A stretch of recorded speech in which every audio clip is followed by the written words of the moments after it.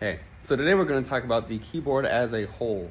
If you watched the two previous videos, you'll understand that there's a pattern of black keys that is 2, 3, 2, 3, alternating and repeating all the way up and down the keyboard. And we need to understand that pattern of black keys in order to identify the white keys, because the white keys are all in a fixed position against the black keys. For instance, the example that I gave before was that in between any set of two black keys, we always can find the key D.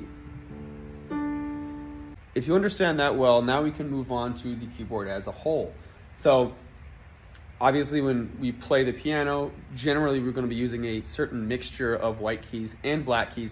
So it's important not only to understand both, but understand how the keyboard as a whole works as a single unit.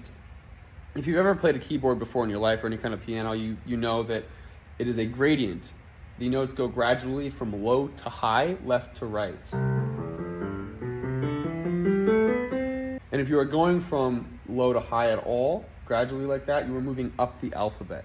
We learned last time that we use the first 7 letters of the alphabet, A, B, C, D, E, F, G. And then once we get to G, it just repeats again an octave higher, or one set higher, A, B, C, D, E, F, G. And those same 7 letters get repeated all the way up and down the keyboard. Which means if we're moving down, then the alphabet is going backwards. A, G, F, E, D, C, B, A. So now we have to understand how all these different notes relate to each other. If you want to play the piano or any instrument, just be a good musician who kind of understands what's going on when we're playing anything or making any kind of music. So, as I said, the piano is a gradient.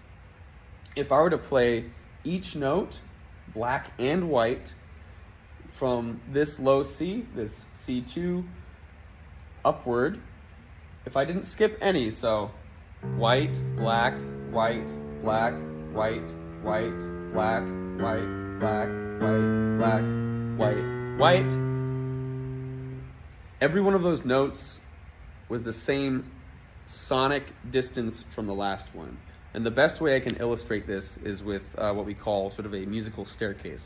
So we can think of each pitch as being a step on a staircase. And so if I played again what I just played before, which is each note, not skipping any white or black keys in sequence, stepping up,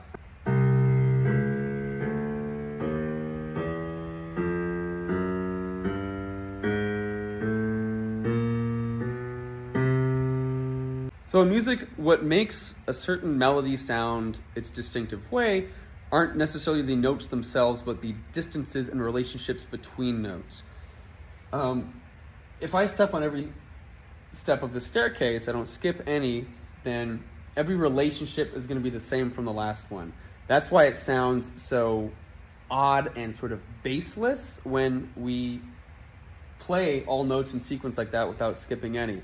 And in fact, if you ever watch any old cartoons, they always use that, except going downwards when someone is falling. Since there's no distinctive shape to just every note in sequence, it feels like it could just go on forever. But when we introduce a specific pattern, then we have sort of structures that the ear gravitates towards, and certain notes we want to go back to, and certain notes that the ear perceives as being more important than others.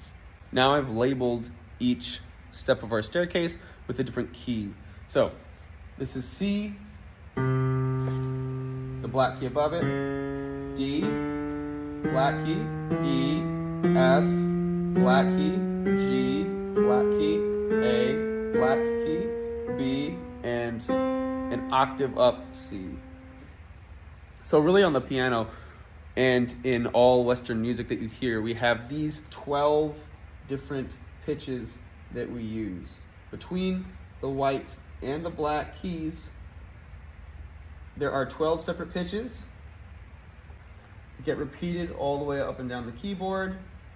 And then we're back to, in this case, C was sort of our bookends. So now we're going to introduce the first 2 smallest possible distances we can have between 2 notes. And this can happen between black keys and white keys. It really doesn't matter. That's why it's important to introduce black keys and white keys separately, but everything works as one force. So what we have are half steps and whole steps.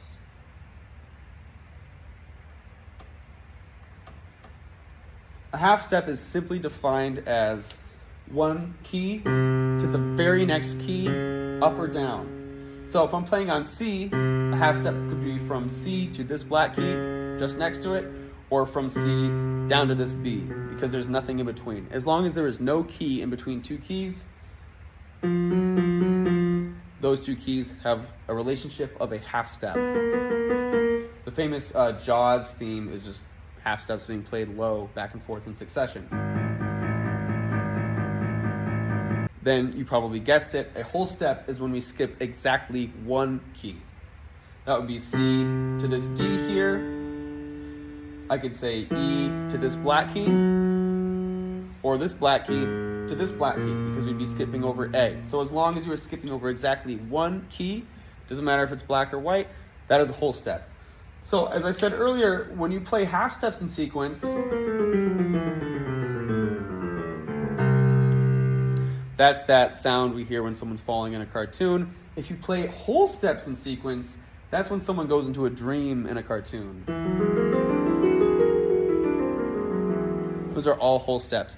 So you can see when we have no pattern and we have all of one or the other, it sounds like we're kind of floating and there's no floor to the music. But when we introduce a pattern, suddenly we have a structure that the ear likes and appreciates. So as you can see here, from C to D, I have a whole step. From D to E, I have a whole step. From E to F is a half step. From F to G, whole step. G to A, whole step. A to B, whole step. And then B to C, half step. So, if I'm playing all white keys from C to C, I have whole step, half step, because there's no black key there, whole step, whole step, whole step, half step at the top. This pattern of whole, half, whole, half is the definition of a major scale. When you hear someone playing this, they've just played a major scale. And this structure is what the vast majority of the music we listen to is based off of. So if you have a keyboard at home, try to play either half steps, going up or down, and whole steps, going up or down. Again, it can be white to black, black to white, black to black, depending on what it is. But all keys, black and white, work together as one force when we are playing on the keyboard. And all music that we play uses these same 12 pitches.